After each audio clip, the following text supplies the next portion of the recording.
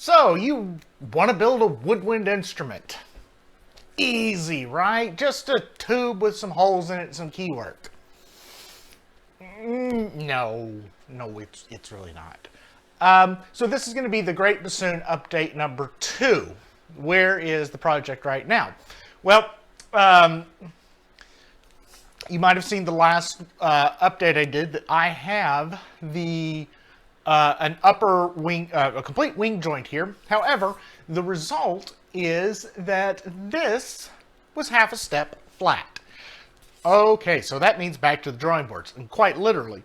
So I started consulting with Richard Bobo, who's done a lot of the heavy math for the sub-contrabassoon he's designing. And so let's go over the initial stages in the design of the Greatbassoon. And I've got them right here sitting on my harmonium. So what I've got, this is the first design here, and you're not going to be able to see it very well because it's just in light pencil. This was the design where I just calculated the tone holes based on actual acoustic positions. And now what do I mean by acoustic positions? That's not corrected for any kind of physics, any kind of tone hole mechanics. This is just where they would be if they were not affected by any other factor. So this design was what we'll call Mark 1. It is the first one I showed. It's roughly 6'6", 6'7", and of course you can't see that because the camera's too close, and it's 6.5 feet tall. Okay, so we'll roll this up, and this will go into my archives. So the next step, it was to factor in what's called the tone hole correction calculator. And there are some complex formulas that you have to enter that if you want to have tone holes in it. Well, of course, if you have a woodwind instrument, you need tone holes.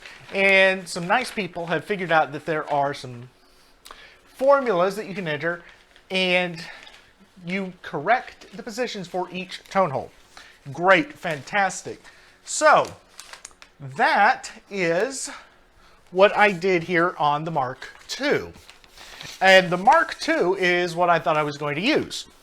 And that is what the joint is measured at. It's taken off of the dimensions from this design here. However, as you may know, it is still half a step flat. The good news is that it is only half a step flat, meaning I'm not so off the mark that I just have to go back and start over completely. I mean, I do have to go over and start over completely, but I've got a good working point. Now, this particular version is slightly shorter than this one because the tone hole corrector shortens the length between each of the calculated tone holes. Great, fantastic. This particular design is about 6'5", which is about where I would like the final product to be, is about 6'5". That would be really nice. I don't think I'm going to get there just because of where the bends are, but that's kind of the goal. So once that was printed, and you saw my first playing on it in a recent video on this part here, and this is just the wing joint. So bocal goes in here, up, down, first finger, second finger, third finger. Of course, second and third finger are going to have keys. That goes without saying. So why was this half a step flat? Well, this is where I go back to talking to Richard, and there are more complex formulas that you have to think about. So, air is a fluid. It's not a liquid, but it is a fluid, so therefore we have to talk about fluid dynamics. So, this is where I will talk to the people on here who said, I'm going to design such and such.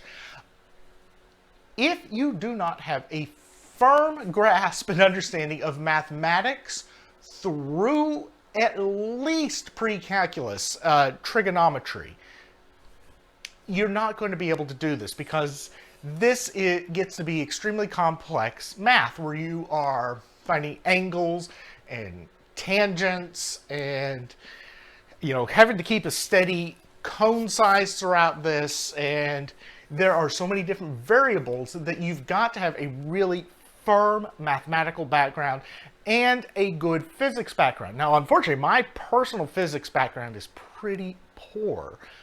There's probably a story, and I could maybe do a whole video on that at some time, how I had to take physics instead of choir in high school. Maybe I'll do that. That might be interesting. Comment down below if you want to hear the story about how I had to quit choir so that I could take physics. But anyway, so fluid dynamics, advanced physics stuff. There is something called the boundary layer effect. I'd never heard of it. I only had high school physics. I took geology in college. But what the boundary layer effect is, as a fluid goes across a layer, it starts to behave differently. Luckily, that difference results in a shortening of the column, which is good, so it makes it slightly shorter. So, Richard was kind enough to create a database where you can plug in all your numbers and it will calculate the boundary layer effect for you. So I just had to take all of my numbers and multiply them by whatever the effect is for each tone hole. That easily done. Now here is where we run into some issues. So that results in the Mark III version, which is a version I did earlier this week. This particular version is shorter lengthwise than all the others. The actual length of the tube is shorter, but it is taller. So this version actually clocks in at 6'9". How that happened, actually I do know how it happened, because if you place the U-bend in the wrong position, as I did, I placed it just kind of midway and didn't calculate it enough, it just becomes taller, even though the whole instrument itself is shorter. So, but I also realized that I had made one other critical error there. When I initially did all the calculations for the tone holes, I calculated everything at speed of sound at sea level. It's calculated at 72 degrees Fahrenheit, because that's kind of our gold standard here in the US. Well, in Europe, they calculated everything at 68 degrees Fahrenheit. Now, that's 20 degrees Celsius. That's a good round number. And the 72 degrees Fahrenheit is 22.2 degrees Celsius. So the Mark III version that's now sitting on the floor, I accidentally calculated at 20 degrees Celsius instead of 22.2 degrees Celsius, which meant that the whole thing was off by around 0.5%. Tiny, tiny numbers, but as you get further and further out, they get different, larger and larger differences. So that the longest tone holes were about, they're about 10 centimeters off of where they should be, which meant Mark IV. So, this is the Mark IV version of the Greatbassoon. And it corrects the errors of all the other versions. It now has the correct speed of sound calculated at 72 degrees Fahrenheit or 22.2 degrees Celsius. It has got the boundary layer effect put in. It has the tone hole corrections put in. This is the model that we're going to go to with Jared to model it now. It is shorter than the other versions. The overall cone length is shorter. It clocks in at about 6'7". It's right mid-range of all 4 designs.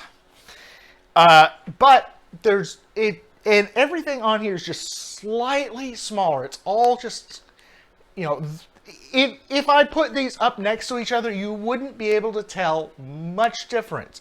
One of the big differences is in the interior. Each tone hole on the cone is about 1 millimeter or so narrower at the tone hole than it was on the previous version, which was about 1 millimeter narrower than on the previous version still. And so we keep shrinking it down so that the original bell opening was about 53 millimeters. The bell opening on this is just over 50 millimeters. So slight tiny differences. But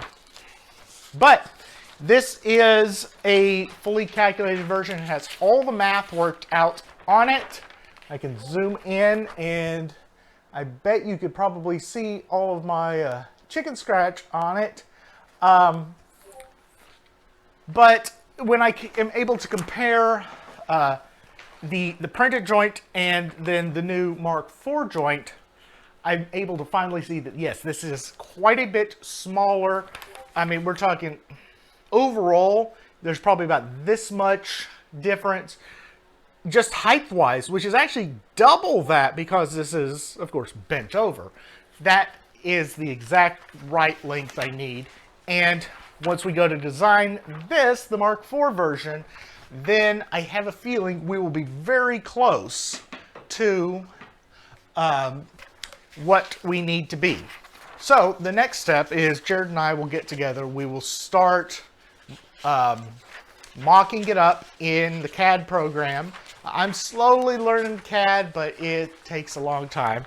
And in the meantime, I've also been doing a bunch of upgrades to the 3D printer. So it just minor things like getting a new print bed on there, so it actually will now print on glass, so it's completely smooth. I don't have to worry about any deviations in it. I've got some smoothers that'll just smooth out everything, and everything should be printing in a much higher and better quality. So that's where we are on the Greatbassoon project. Let me know what you think down below in the comments. I am hoping that within the next maybe 2 weeks, I should have a new printed wing joint. And if that works out well, we'll move on to the rest of the instrument. But got to make sure the wing joint works first.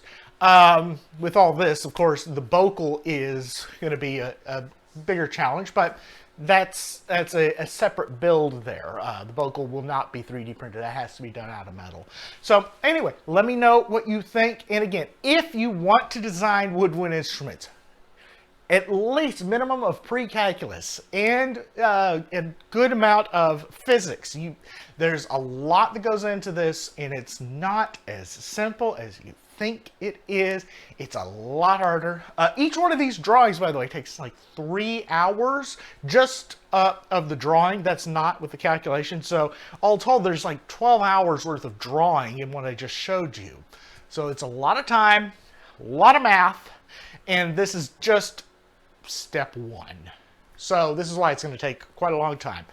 But I'm glad that I've got friends who have done a lot of the hard work already, and they're helping out.